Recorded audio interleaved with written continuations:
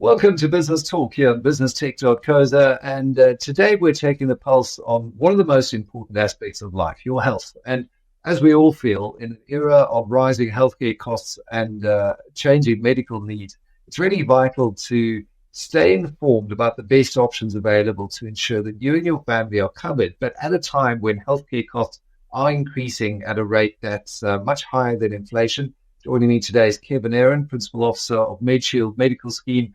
Medshield has been a trusted name in the industry for over 50 years. They've recently launched their benefit options and contributions for 2025. So we're going to be exploring what's new, how they're managing affordability amidst this rising healthcare inflation that is across the board, and they're adding even more value for their members at the same time. So, Kevin, always a great pleasure to have you on the show. I'm not envious of the job that you've got to do, balancing all of the forces that are working against you in the medical scheme industry. But maybe you could just walk us through some of the key changes and updates that you've made for the coming year. Thanks, Michael. And again, thanks for allowing me onto your show. It's always a pleasure and a pleasure to talk to your listeners. So, when you look at the industry and you look at most of the medical schemes that have already launched their product, what you'll find is that, without exception, all the medical schemes have come out with contribution increases that are higher than CPI. And Medshield is no exception to this. And obviously that's a disappointment, because, again, it means that, members are burdened with contribution increases that are higher than CPI. On the positive side for Medshield, we've come out sort of towards the low end, maybe at the middle, probably more at the low end. Our weighted average increase is 9.6%. And I think what's even better is that, our lowest contribution increases are actually on the lower income plans. These are the ones that we've obviously tried to address from an affordability perspective. So, you find that our lower contribution plans, Medicurve, we came out with a 7.5% increase, and Medipillar 8.5%. And then, it was sort of 9.6, 9.9, 10, and then two options were quite high at the 12% mark.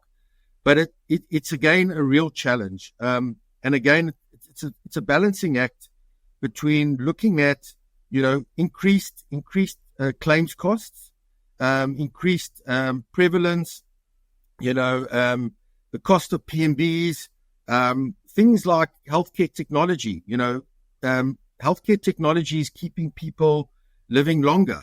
Where previously in the past people would die of certain conditions, medical innovations have actually got to a point that people can actually survive many conditions. I use an example, some of the cancer drugs. These wonder drugs that have come out that are now saving people, but they're incredibly expensive, ranging from hundreds of thousands to in the millions. And medical schemes have to pay for those and typically pay for them in full. So, if I look at it with the balancing act from a Medshield perspective, we took a decision this year with the Board of Trustees that we weren't going to subsidize the contributions. When you do that, you sort of bake in an inefficiency. And what you find, and that's where Medshield doesn't operate, is that, we don't want to have low contribution increases in year one and then very, very high contribution increases in year two to make up the pricing inefficiency. So what we've done is, when you look at it from a market perspective, we actually got applauded by the brokers at our launch when we showed a weighted average contribution increase of 9.6. But the challenge is really to do better in future years. I've seen many schemes with double-digit increases. So to have a weighted average increase in the single digits, I think, is really respectable given the pressures that you're under. PMBs, as you say, you've got to pay out. You're hamstrung by the Council of Medical Schemes because you can't provide low-cost benefit options because of the regulation issue there. And so operating in an environment where you've got very little wiggle room How have you done that, given that healthcare inflation consistently outpaces general inflation? How have you managed to maintain affordability for your members, particularly at the low end of the scheme? Yeah, that's a very good question. So I think basically we've been very fortunate in that we've got a very healthy solvency. I mean, if you look at the big open schemes in the market, we're the open scheme with the highest solvency. Our solvency is still sitting just over the 60% mark, which is probably double what some of our competitors are, and more than double. So that does give us a little bit of wiggle room. But what we do is, we focus very, very intensely on how we manage claim costs, how we interact with providers. We look at the distribution. It's critical.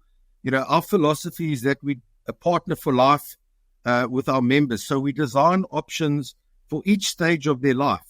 And we try as best as possible to ensure that our distribution network and the brokers that we deal with understand, that philosophy that, you don't bring a 90-year-old onto one of our sort of entry-level options, because it's not good for the scheme, but it's also not good for the member, because the member at that age needs certain benefits which those entry-level options are not going to provide, because they're largely developed for young people who are entering the formal job sector, where cancer is not something that is top of mind. So we're very, very strict, and we're very careful in terms of, trying to ensure that we give best advice and that our brokers give best advice to place the right age demographics onto the right options, because the proxy that we found, which is the best determinant of claiming behavior, is age. As you get older, you're going to claim more because you start to get chronic diseases, you start to get conditions, and you end up in hospital far more than what a young person would be. So I think that's, one of the things we've been very, very careful about is trying to ensure that we match who comes onto the scheme with the right and most appropriate benefit option for them.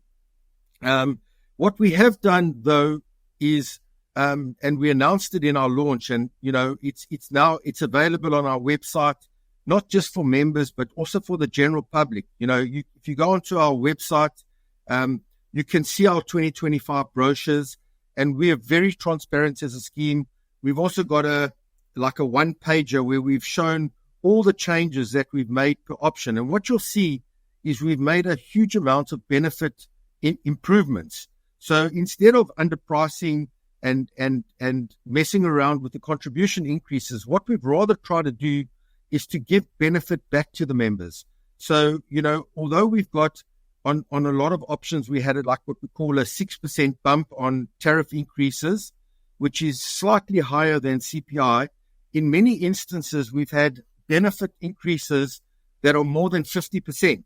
And we've done that by carefully looking at our benefits, looking at the utilization, and also looking at the needs of our members, and looking at stuff like day-to-day benefits, acute medication, chronic, etc., oncology limits, and very importantly, prostheses.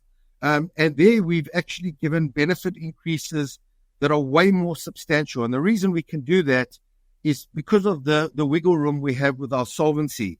And that's our way of giving back to our members. The other thing that we've done, which we haven't factored into our 2025 budgets, which we believe is going to bring huge benefit, is we've completely revamped our GP network. We went out on tender. We've appointed a new service provider to assist us with profiling and intervention with the GP network. And that's so important because our philosophy is around primary and preventative care. And as I said to you before on the show, we see the GP as a key element, as the gatekeeper in terms of getting to understand the patient, knowing the history, doing the appropriate consultations, and being the provider that decides whether a specialist referral is required or not. So we've completely revamped our GP network. We've revamped how we profile the GPs. We've revamped how we are going to intervene with them. And we also pay enhanced fees to GPs on our network. And we're revamping that for 2025 in terms of making sure that we reward the GPs with the best profiles from a cost perspective and an outcomes quality perspective. So we see that as something that's going to make a major difference. The second thing, which is new to Medshield, and I think is going to be groundbreaking for the scheme, is that we're implementing a specialist network of 15 disciplines to start, 15 specialist disciplines. It's going to start on the 1st of January. The contracting has already started. And that's going to be key, because what it does is, from a scheme perspective for PMBs, by contracting with specialists, you cap your PMB risk, because if you don't have a contract with specialists as a designated service provider, they can charge any amount that they want in terms of Regulation 8. But by having contracts, we actually come to an agreement and we contract on the maximum that the specialist will charge for PMBs. So that is a huge benefit to the scheme in terms of capping our PMB risk. But very importantly, for the member, we also contract with the specialist on non-PMB conditions. So, typically when you go see a specialist for an out-of-hospital consultation, the specialist always charges more than what the scheme pays. And that burden falls to the member as an out-of-pocket expense.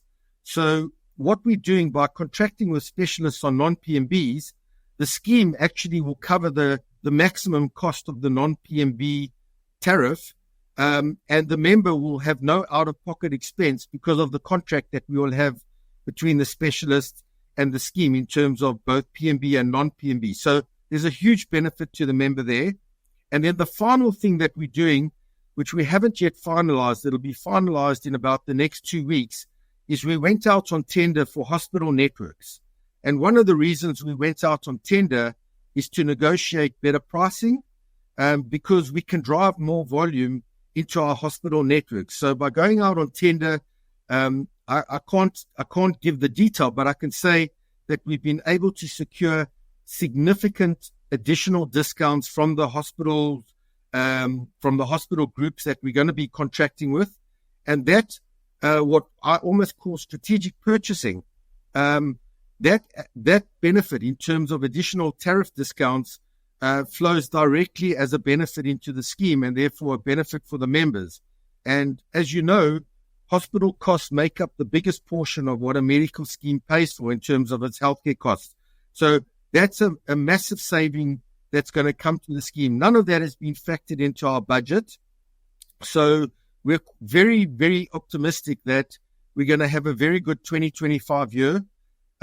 The other thing that I can just say before you ask me any other questions is that what we've done is we've reviewed very carefully in our benefits and in our brochures, co-payments, and we've reduced or removed across the board, across all options, many co-payments. So there were certain co-payments that we didn't think were necessary. We've removed them in totality, procedural co-payments, and then on a number of other co-payments, we've actually dropped the limit, say, from a 30% down to a 25% or even below. So that's how we've tried to give benefit back to our members, not by underpricing the contribution artificially, but rather enhancing the benefit limits that members are going to be entitled to.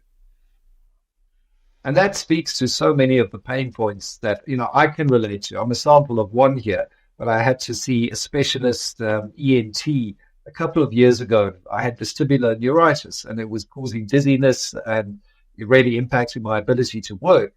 And as we all know, that specialist cost was almost triple of what a normal GP would cost, and my medical aid only paid a portion of that. So it just shows you how innovation is really vital to Medshield. I see as well, and we recently celebrated World Mental Health Day, that you've got a new mental health support program, Medshield Mind, to go along with a couple of others, Medshield Wellness and Medshield Mom. Maybe you could tell me a little bit more about Medshield Mind, because I was always concerned that post-COVID we were going to suffer another pandemic of mental health-related breakdown issues for a variety of reasons, just the trauma of the lockdown, then working at home, which for me is really just saying you're living at work.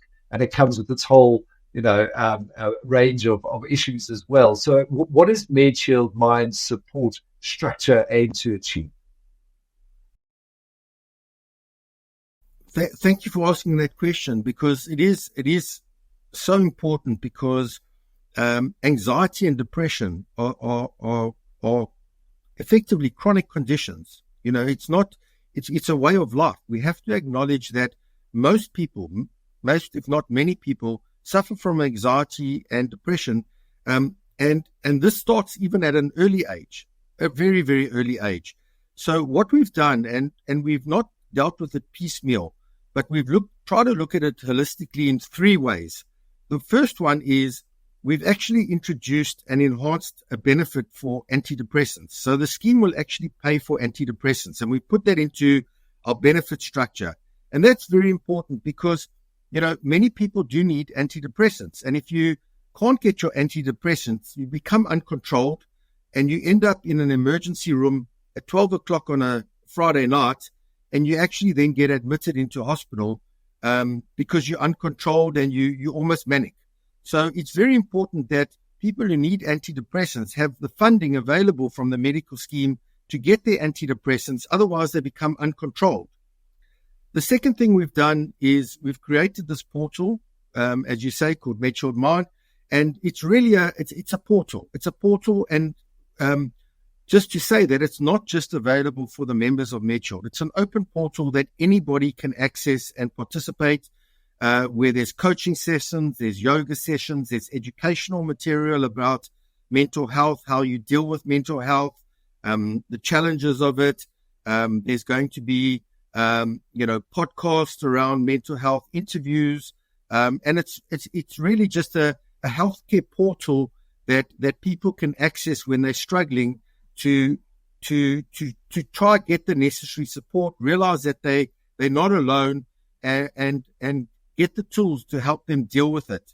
And then the third one where we look at it is holistically is on our disease management programs, because many people who have chronic disease like hypertension or have cholesterol, what you also find is they're also suffering from mental health problems, whether it be anxiety, depression, bipolar, etc. So what we have is we have clinical case managers.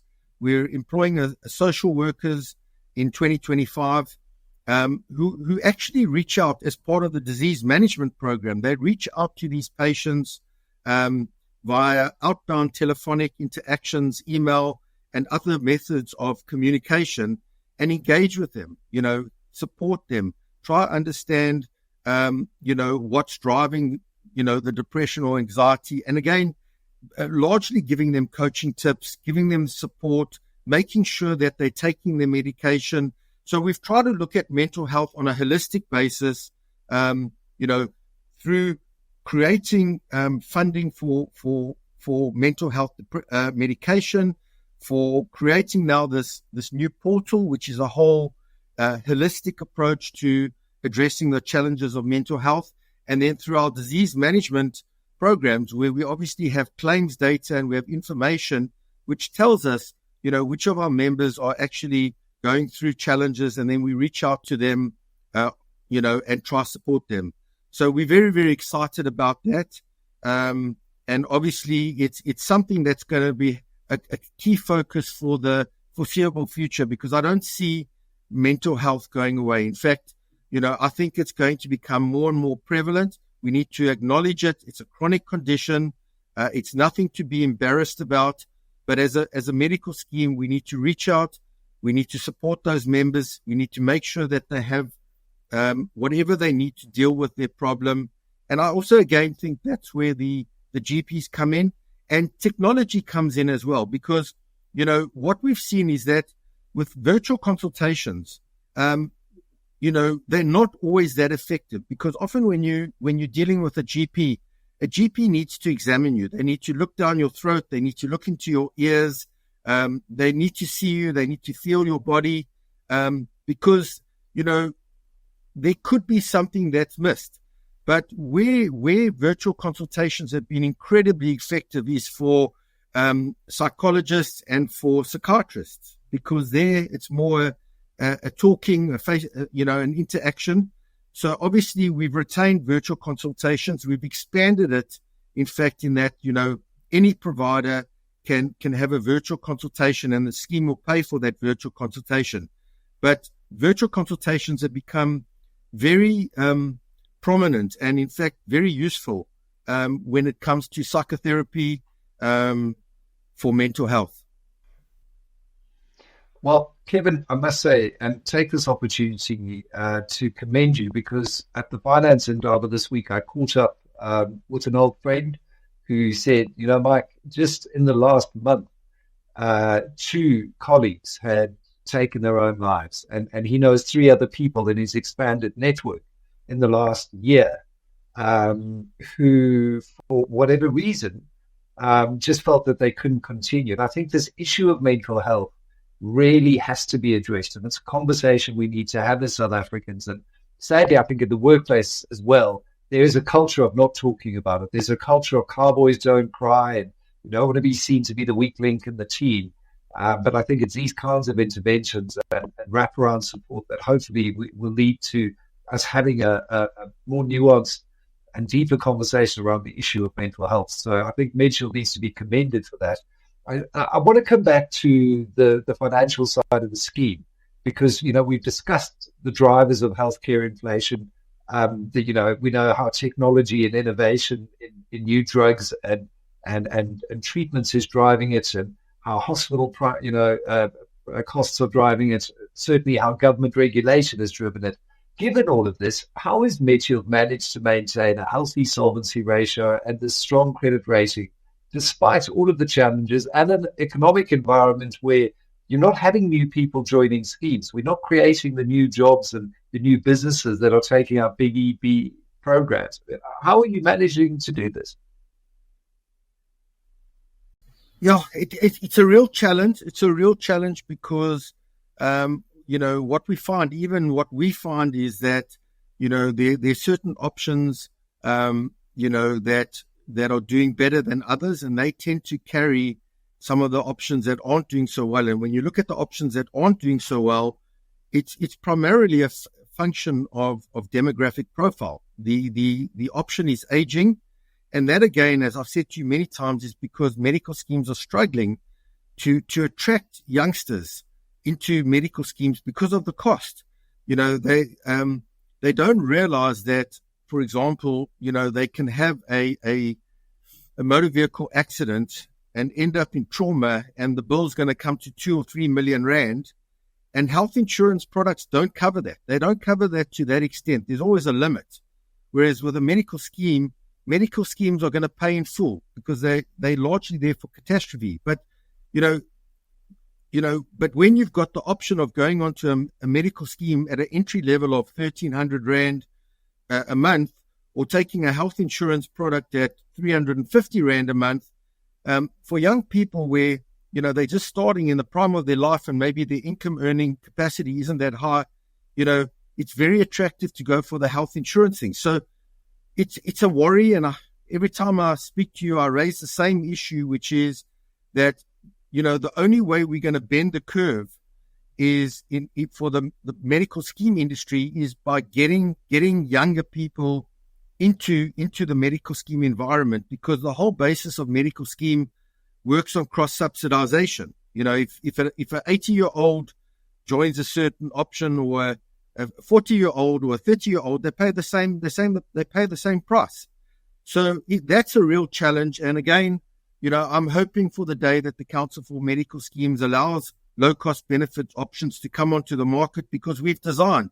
And again, for 2025, we've applied to Council for a low-cost benefit option where we can come in at under 350 Rand and offer really good benefits and move up. And eventually people then can transition from a low-cost benefit option into a formal medical scheme option. But, how have we done it?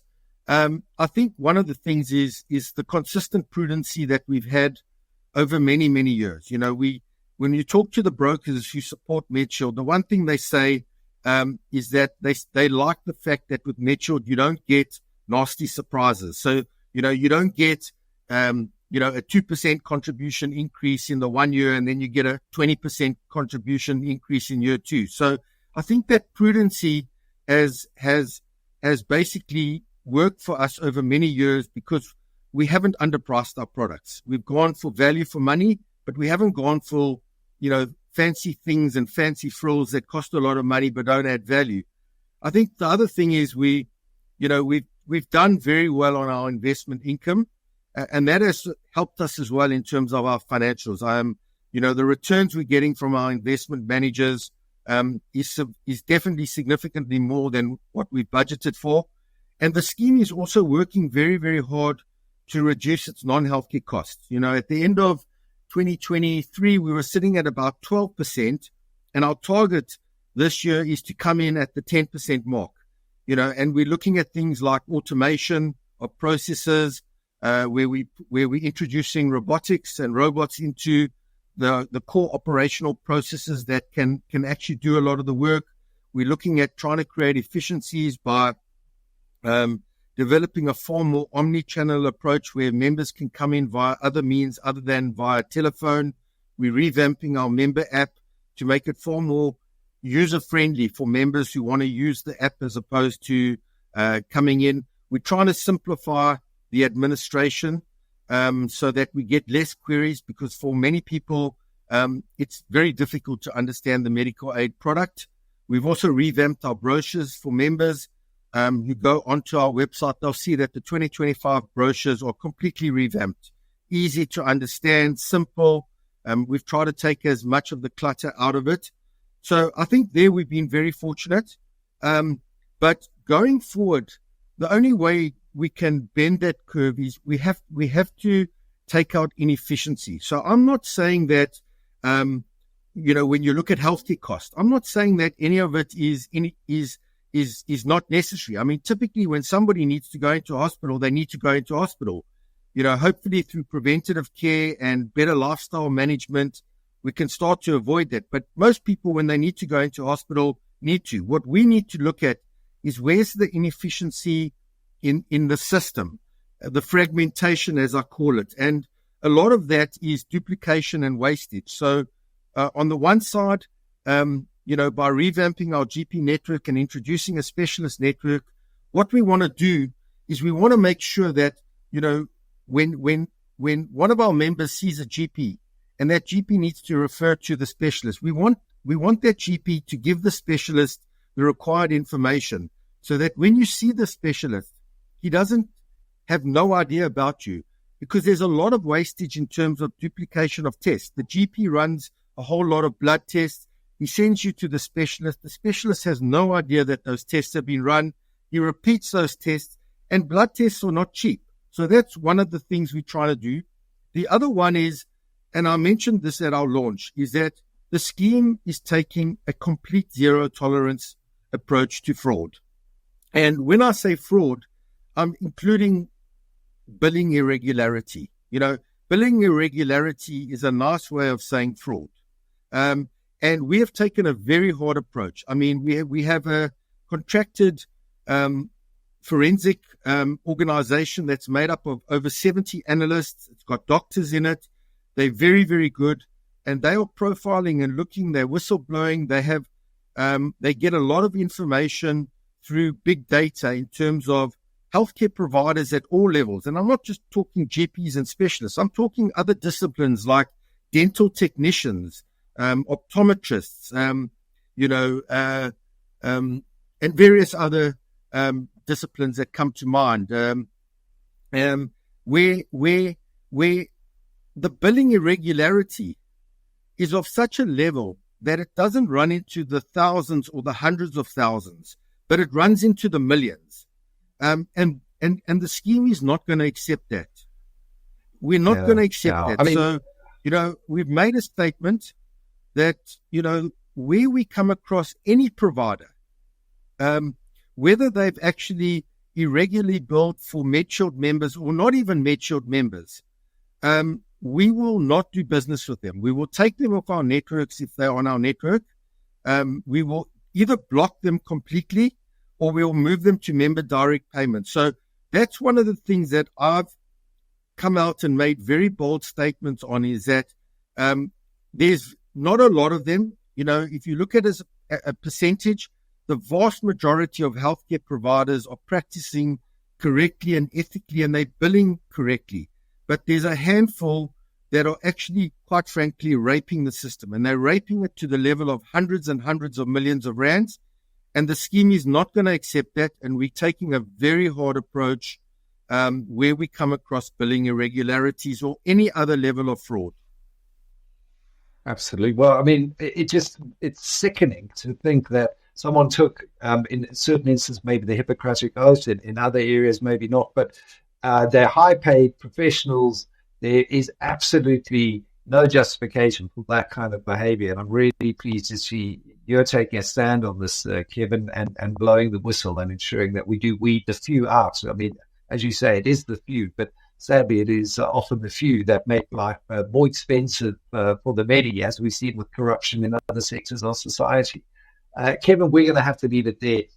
Fantastic to see how Medshield Medical Scheme, through these benefit options and through these contributions, is delivering what you say. It is consistent and innovative. And I think you're building on this Partner for Life offering.